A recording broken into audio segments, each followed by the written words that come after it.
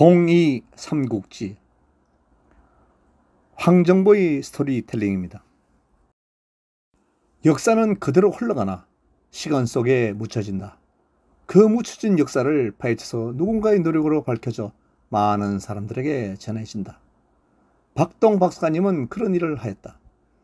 한국 성씨의 역사적 기원을 쓰신 박동 박사께서 이번에는 동이 삼국지를 발간하면서 처음 한국의 역사를 설파했다. 가야 지역의 맹주국 창원 골포국과 부산 동네 독로국. 상고시대의 먼 옛날 창원과 황산하 사이의 골포국은 마산만과 낙동강이 품은 비옥한 대지 위에 자리잡고 있었다. 황해의 후예인 골포국의 왕은 자신의 선조들이 남긴 풍요로운 땅을 바탕으로 국가를 번영으로 이끌었다. 그는 추경족으로서 다른 시족들과 함께 농사와 무역에 힘써 중원 남부와 멀리 떨어진 열도까지 그 영향력을 뻗쳤다. 골포국의 사람들은 바다를 자신들의 길로 삼았다. 선조들이 남긴 거대한 배를 타고 상해를 비롯한 중원 남부의 열도 사이를 오가며 무역을 했고, 이를 통해 먼 땅의 문화와 상품을 자신들의 땅으로 불러들였다. 바다를 건너온 이국의 상인들과 만나 교류하고 골포국은 다양한 문화의 융합점이 되었다. 그러나 황희적의 왕은 단순한 부의 축적에 그치지 않았다. 그는 거대한 성을 지어 국가의 위험을 더 높였고 자신의 백성들과 평화롭고 풍요로운 삶을 영위할 수 있도록 했다. 성 안에서는 축제가 끊이지 않았고 백성들은 왕에 대한 충성과 함께 행복을 누렸다. 하지만 평화로운 나날 속에도 왕은 항상 경계심을 늦추지 않았다. 그는 먼 땅의 위협과 가까운 이웃의 시기를 항상 의식하여 골포국의 안위를 지키기 위해 군사와 전략에도 큰 힘을 기울였다. 경쟁적인 역사의 무대 위에서 골포국은 힘과 지혜로서 자신의 자리를 굳건히 지켜나갔다. 시간이 흘러 골포국의 이야기는 전설이 되어 창원, 김해, 부산의 땅 곳곳에 그 흔적을 남겼다. 황희적의 후예들은 조상들의 업적을 기리며 그들의 땅에서 새로운 역사를 써나가고 있었다.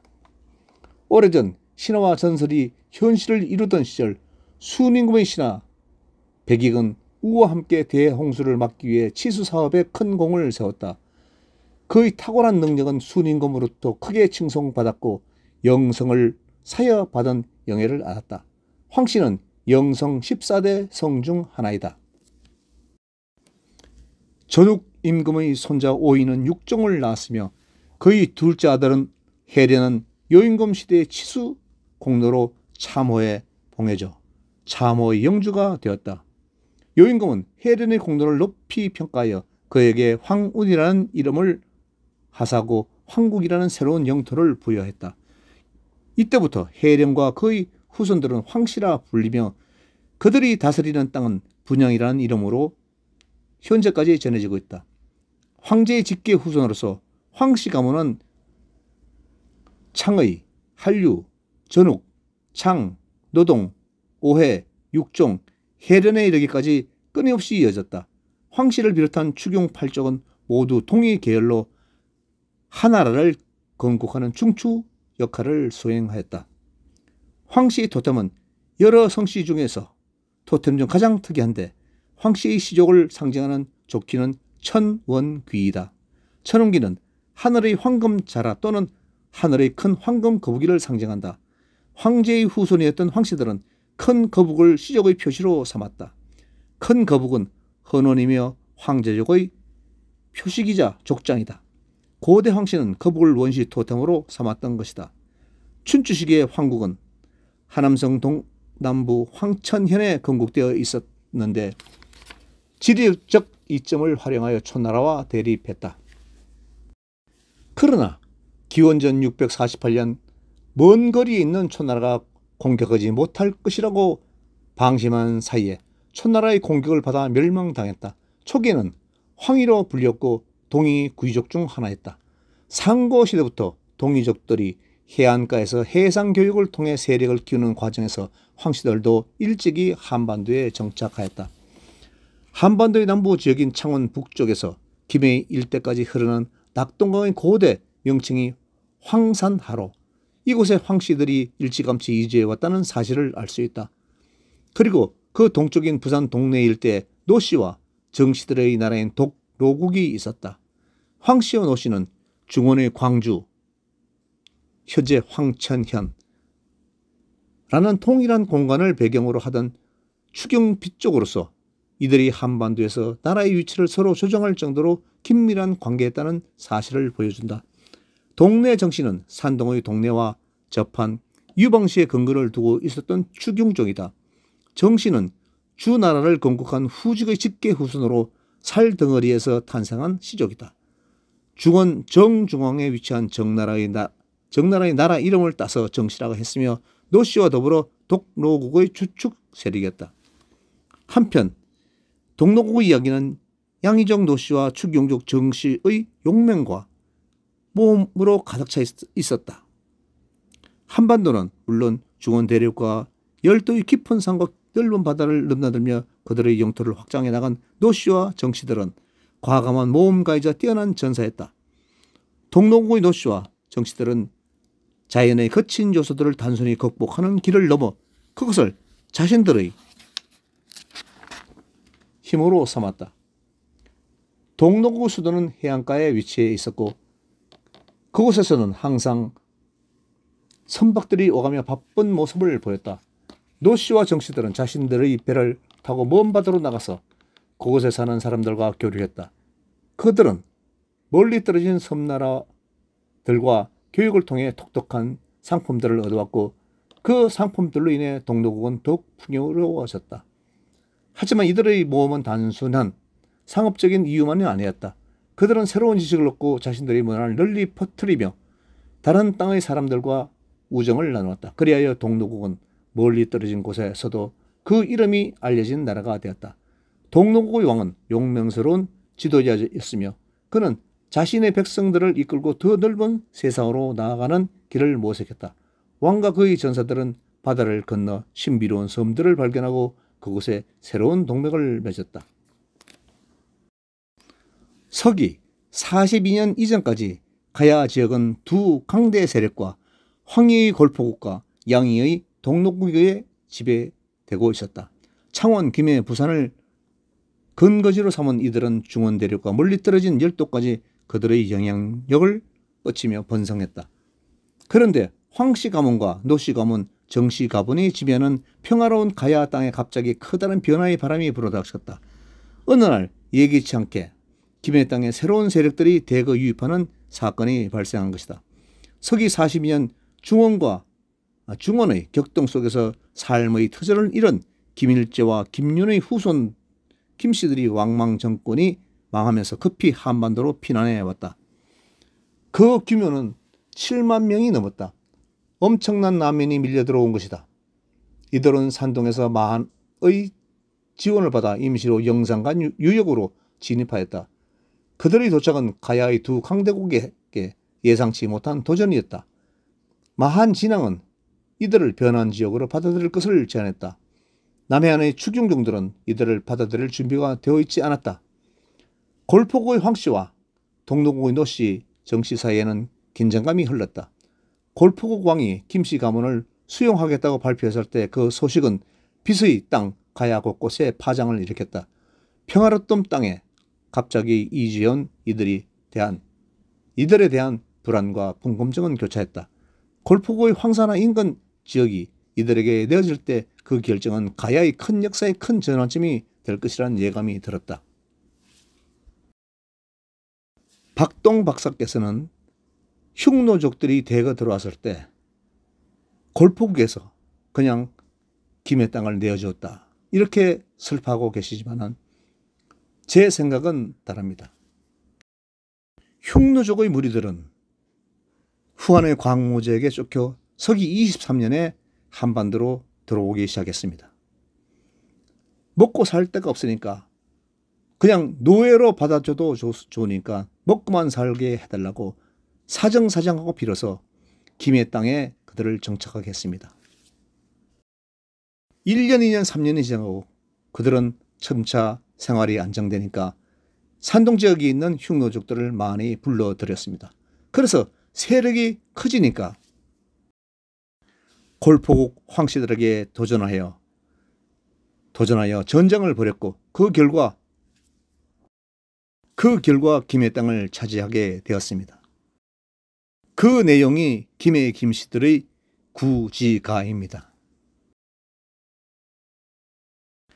새로운 외래 세력의 유입은 기존의 균형을 깨뜨리며 불가피하게 변화를 초래했다. 이에 따라 골포국과 동로국 그리고 새로운 세력인 김씨 가문 사이에 새로운 관계 정립이 요구됐다. 이러한 변화의 바람 속에서 가야의 각 세력은 자신들의 위치를 재정립하고 새로운 균형을 찾아가야 했다.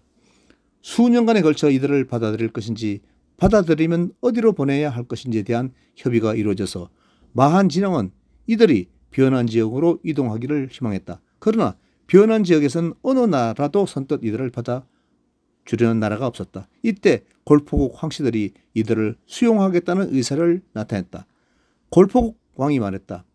우리 골포국의 영내인 황사나 인근 지역을 내어드리리다. 이렇게 해서 뒤쪽 가야 세력이 선주한 한반도 동남부에 흉노족이 들어오게 되었다. 김수로 세력을 한으로 수용하면서 마한 진왕과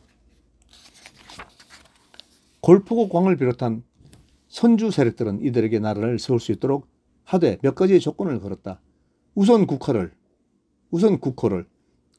빛을 뜻하는 가야로 한다는 것, 불교를 수용하여 전파한다는 것, 그리고 혼인동맹을 추진해 영내 평화를 유지한다는 것, 열도 진출을 위한 교역로를 침해하지 않는다는 것 등 바로 그것이다.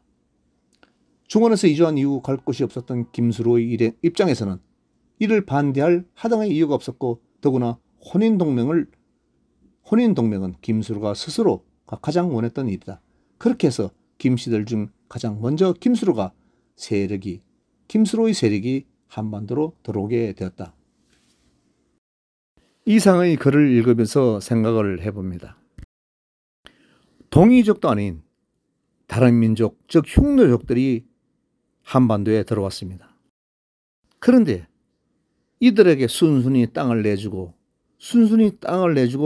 나라를 건국하게 한다. 이것은 말이 되지 않습니다. 그 땅에서 살아남기 위해서는 처음에는 비굴하게 굴었을 것입니다. 그냥 먹고만 살아도 좋다. 노예로 살아도 좋다. 이러면서 빌었을 겁니다. 그렇게 살게 해주었더니 점차 생활은 안정되고 그래서 중국에 있는 산동지방에서 계속적으로 흉노족들을 끌어들인 것입니다. 그래서 김해 지역에 무려 인구가 7만 명이나 되었습니다. 한 나라를 세워도 충분할 만한 7만 명의 인구. 흉노족들은 골포국에 도전을 합니다. 그래서 김해 지역에서 전투가 벌어지는데 황씨들은 구지봉 위에 있고 흉노족들은 구지봉 아래 있었습니다. 흉노족들은 지형상으로 불리니까 노래를 만들어 불렀습니다. 황씨들아 산 위에 숨어 있지 말고 내려와서 싸우자. 만약 그렇지 않으면 불을 질러버리겠다. 이게 구지가입니다. 황씨 토템은 거북이입니다. 그러니까 흉노족들은 거북아 머리를 내밀어라. 머리를 내밀지 않으면 만약 그렇지 않으면 구워서 먹으리. 이렇게 노래를 부릅니다. 만약 내려오지 않으면 구워 먹겠다는 뜻은 불을 질러서 불태워버리겠다는 얘기입니다.